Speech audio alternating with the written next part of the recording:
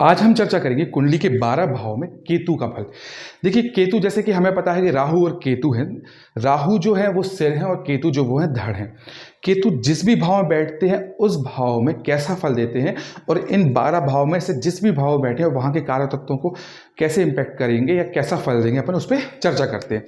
तो सबसे पहले यदि कुंडली में केतु लग्न भाव में बैठे हैं, तो लग्न भाव में यदि केतु बैठे हैं तो ऑब्वियस सी बात है राहु यहाँ के सप्तम भाव में बैठे होंगे और उनके ऊपर ऐसा स्टार बना होगा, क्योंकि हमेशा राहु और केतु वक्रीय होते हैं।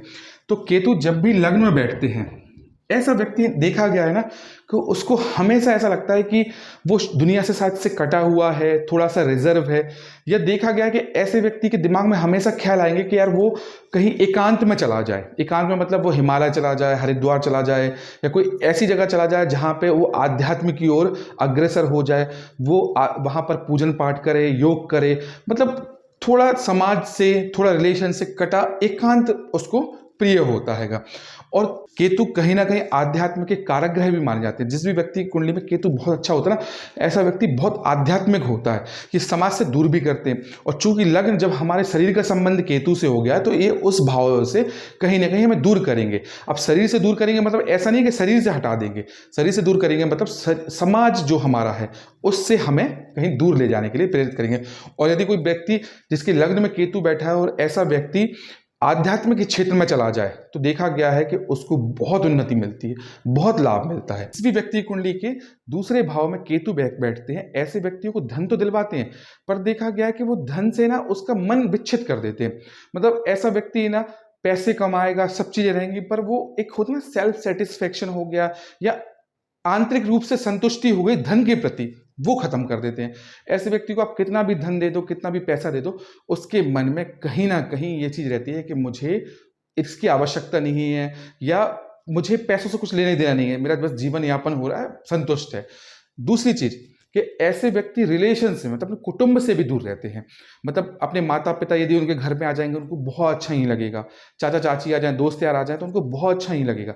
देखा गया जिस भी व्यक्ति के दूसरे हाउस में केतु बैठे होते हैं ना, तो ऐसा व्यक्ति कहीं ना कहीं थोड़ा सा दूसरों के प्रति, अपने परिवार के प्रति ना विच्छेद होने की कोशिश करता है। हालांकि ये योग है कुंडली में तो ऐसा बनता ही है, योग बन ही जाता है। यदि कुंडली में केतु तीसरे भाव में बैठा हो तो देखा गया है कि ऐसे व्यक्ति की जो जीविका होती है, मतलब जो उसकी आजीविका है, वो बिना मेहनत के चलती है। जिस भी व्यक्ति की कुंडली के तीसरे भाव में केतु बैठे, आप पाएंगे कि उस व्यक्ति के जीवन में बिना मेहनत के काम हो रहा है। मतलब उसको ज्यादा मेहनत करनी ही नहीं पड़ रही है और पैसा आ रहा है, नाम हो रहा है, सम्मान आ रहा है, वो क्योंकि थर्ड हाउस का केतु दिलवाता है। यदि केतु फोर्थ हाउस में बैठा है, यहां पर केतु बैठे हैं, तो देखा गया है कि ऐसा व्यक्ति है ना, मतलब अपने घर को बहुत अच्छा नहीं रखेगा, अपने घर पे नहीं रहेगा। जहां पर भी उसका घर है, मतलब जहां माता पिता ने उसको बना के दिया है वहां पे, या माता पिता का जो घर है वहां पर उसको रहना अच्छा नहीं लगेगा। उसको लगेगा मैं कहीं दूर चला जाऊं, अपना खुद का घर बना लूं। अपने खुद का घर बनाने जाएगा तो उसमें भी उसको संतुष्टि नहीं होगी। कहने का मतलब कि सुख तो मिलेगा पर सुख में संतुष्टि नहीं होगी। मतलब कुल मिला के सुख भाव में या सुख से संबंधित उसको थोड़ा सा जो होती है दूरी रहती है, वो देखने को मिलती है। जब भी केतु पंचम भाव में बैठेंगे तो दो चीजें देखने को मिलती हैं। ऐसे व्यक्ति को एक तो संतान से संबंधित समस्या होती है, या तो संतान हो गई, गर्भ किसी महिला ने धारण कर लिया तो देखा गया है कि मिसकैरेज की स्थिति निर्मित हो गई। यदि गर्भ धारण नहीं किया है तो गर्भ धारण करने में दिक्कत हो रही है। हो सकता है कि फेलोपियन ट्यूब्स ब्लॉक हो सकता है कि कंसीव भी नहीं कर पा रही हो, डॉक्टरों को दिखा रहे हैं, डॉक्टरों को समझ में नहीं आ रहा क्या दिक्कत है, पर देखा गया है कि बच्चा कंसीव नहीं कर पा रहे हैं। तो बच्चे में हमेशा यदि दिक्कत या मिसकैरेज देखते हैं तो वो पंचम भाव का केतु देखते हैं। दूसरी चीज, पढ़ाई को भी, जो भी एजुकेशन है वो भी हम पंचम भाव में यदि केतु बैठा है तो देखा गया है कि ऐसे व्यक्ति का है ना पढ़ने में मन ही नहीं लगेगा, उसकी पढ़ाई में बहुत ज्यादा दिक्कतें आएंगी। मतलब उसने कोई पढ़ाई करी है तो उसको लगेगा मुझे ये नहीं वो पढ़ाई करनी थी, उसने यदि ग्रेजुएट बी करी है तो उसको लगेगा नहीं यार मुझे एमबीबीएस कर लेना था, एमबीबीएस किया है तो उसको लगता है मुझे इंजीनियरिंग कर लेनी थी। मतलब कुल मिलाकर अपनी पढ़ाई से संतुष्टि नहीं रहेगी। यदि केतु छठवें भाव में बैठा है तो देखा गया है कि ऐसा व्यक्ति कि कोई शत्रु नहीं होते हैं। ऐसा व्यक्ति बहुत पोलाइट, बहुत कूल रहता है, इसके कोई ना तो दुश्मन होगा ना कोई इससे मतलब हेल्प के लिए मांगेगा, ना ही ऐसे व्यक्तियों को कोई विशेष रोग देखने को मिलते हैं। वैसे कहते हैं छठवें भाव में कोई बुरा ग्रह बैठ जाए तो रोग निर्मित करते हैं, पर केतु एक ऐसे ग्रह है यदि इस भाव में बैठ जाए तो ऐसे व्यक्तियों को रोग से संबंधित समस्याएं नहीं देते हैं। यदि केतु कुंडली के सप्तम भाव में बैठे हैं, यदि यहाँ पर केतु बैठ गए हैं तो देखा गया है कि ऐसे व्यक्तियों की एक तो शादी देरी से होगी, शादी में दिक्कतें बहुत आएंगी, और शादी के बाद भी ना वो खुश नहीं रह पाते हैं। मतलब उसको ऐसा लगता है कि मैंने शादी करी क्यों ली यार, मैं अच्छा पहले अपना बैचलर जीवन, चाहे लड़का हो चाहे लड़की है, उनको ये लगेगा मैं बैचलर लाइफ बहुत अच्छे से जी रहा था, मैं क्यों शादी के बंधन में आ गया, मेरा जीवन बंधा बंधा सा रह रहा है। मतलब चाहे भले उसकी वाइफ या उसके हस्बैंड उसको कंप्लीटली छोड़ के रखे हों, मतलब कोई कोई बाउंडेशंस नहीं हो, कोई बाउंड्रीज नहीं हो, तब भी उस व्यक्ति को ऐसा लगेगा कि मैं कैद में रह रहा हूँ और यहाँ से मुक्त हूँ। तो जब भी सप्तम भाव में केतु बैठते हैं तो व्यक्ति का देखा गया है व्यक्तित्व तो थोड़ा सा रिलेशन के प्रति दूरी वाला हो जाता है। अष्टम भाव में बैठा केतु व्यक्ति को हमेशा एक विशेष प्रकार की गूढ़ विद्या देता है, विशेष प्रकार का ज्ञान देता है। जिस भी व्यक्ति की कुंडली के 8th हाउस में केतु बैठे हैं, आप पाएंगे कि वो जो बोल रहा है या जो उसके दिमाग में चल रहा है या उसने जैसा बता दिया वैसी स्थिति आगे चल के निर्मित हो रही है।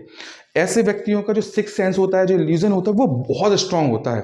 कहते हैं ऐसा व्यक्ति जो भी बोल देता है ना, संभवतः वो घटना घटित हो जाती है। ये दिखाता है 8th हाउस का केतु। ऐसे व्यक्तियों को एक कोई विलक्षण शक्ति या विलक्षण विद्या होती है, मतलब वो जरूरी है कि उसको पहचानने की, जिसने पहचान लिया, उस पर काम कर लिया, वो उसको बहुत ऊंचाइयों पर ले जाएगा। और मतलब कहते हैं कि ऐसा व्यक्ति है ना, कोई विशेष कार्य के लिए इस धरती पर आया है, जिसके भी 8th हाउस में केतु या राहु भी जब भी देखा गया है बैठते हैं तो वो विशेष कार्य के लिए आया हुआ है। यदि हम 9th हाउस की बात करें, 9th हाउस में केतु, देखिए जब भी 9th हाउस में केतु बैठते हैं तो ऐसा व्यक्ति बहुत आध्यात्मिक हो जाता है, बहुत पूजन पाठ वाला हो जाएगा, भगवान के प्रति समर्पित हो जाएगा। जैसे मीरा थी, मीरा कृष्ण के प्रति समर्पित थी, तो वो कौन दिलवाता है? 9th हाउस का केतु। भाग्य भाव में, धर्म यात्रा भाव में केतु का बैठना व्यक्ति को आध्यात्म की दृष्टि से बहुत ऊंचाइयों पर ले जाता है।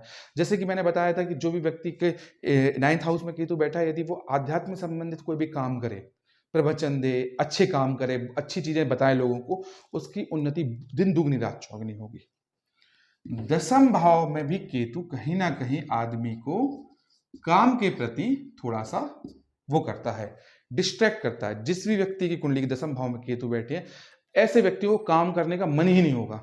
सुबह उठेंगे उनको ऑफिस जाने की इच्छा नहीं होगी, ऑफिस जाएंगे तो वहां काम करने की इच्छा नहीं होगी, काम करेंगे तो मतलब जो होता है टालने वाली चीज, ऐसा व्यक्ति आप देखेंगे अपने काम के प्रति हर चीज टालता है।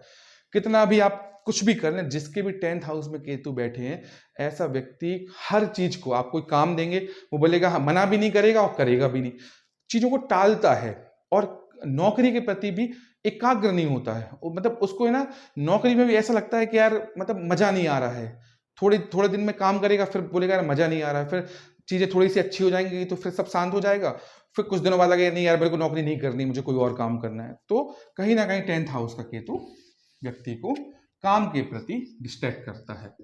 11th हाउस में कोई भी ग्रह बैठ जाए हमेशा ही अच्छा फल देता है। जैसे मैंने अपने पिछले हर वीडियो में बताया है, 11th हाउस में कोई भी ग्रह हो, चाहे वो राहु केतु हो, वो एक विशेष प्रकार का फल देते हैं, और वो विशेष प्रकार का फल सामान्य फलों से हटके होता है और बहुत पॉजिटिव होता है।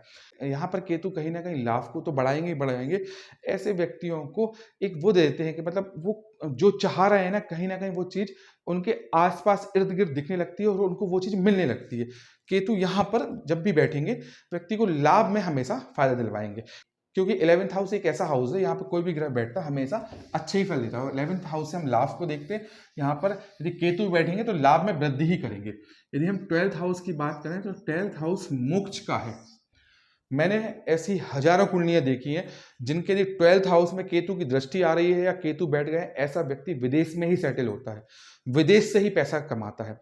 और मोक्ष के लिए भी बहुत अच्छा माना जाता है। 12th हाउस मोक्ष का भी कारक माना जाता है।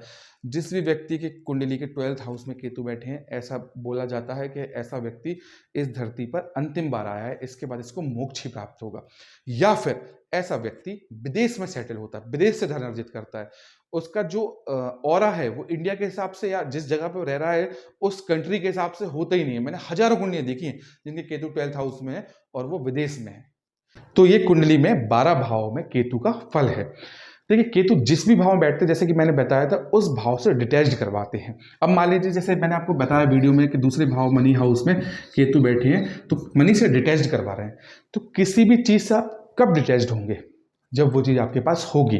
तो पहले वो देंगे, देने के बाद आपका मन भरेंगे, और मन भरने के बाद वो चीज कहीं ना कहीं आपको जब हो लगेगा कि यार मेरे को नहीं चाहिए है, अब मुझे इसकी जरूरत नहीं है, तो वो डिटैच करवा देंगे। तो केतु कुंडली के जिस भी भाव में बैठते हैं उस भाव से डिटैच करवाते हैं, उस भाव से दूरी करवाते हैं, उस भाव से विच्छेद करवाते हैं।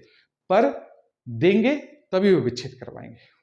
यदि आपको मेरा ये वीडियो अच्छा लगा हो, थोड़ी भी जानकारी मिली हो, तो कृपया शेयर सब्सक्राइब जरूर करें।